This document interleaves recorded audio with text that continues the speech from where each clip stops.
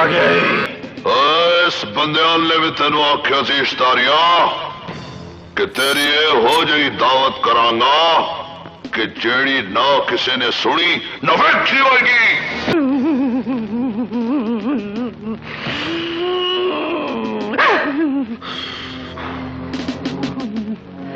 ले भी गुज्जर बादशाह, जिस घड़ी तू जम्मिया सैं उस तो ठीक 13 मिनट बाद साडे डिप्टी साहब भी जम पे सन।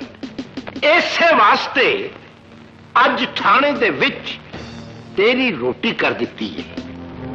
देसी घ्यो विच नाबालग ते कुआरियां देसी कुकड़ियां एहो जिहा भोना लाया है, खाएगा ते कूकियां चढ़ जाणगियां।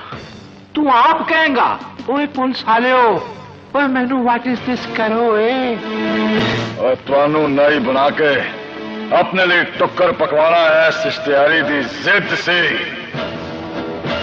जे गुजर ने पुलिसा दा लूण खा लिया ते अपने वैर दी राह चाण वाला एक भी पुलिसिया गुजर कोलों मारिया नहीं हो जाना।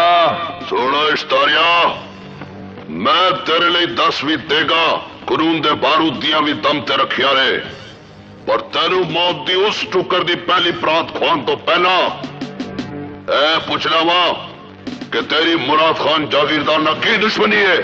ओए गुजर जानदा कि सप्पा दे पुत मित्र नहीं होंदे, भावें चुल्लियां दुध पियाइए। ओए गुजर कोलों पूछना कि की दुश्मनी है मुराद खान नाल, और जमीन देख टोटे ते मल मारन लई उन्हें मेरे सिर दा साईं मेरा पियो मार दिता।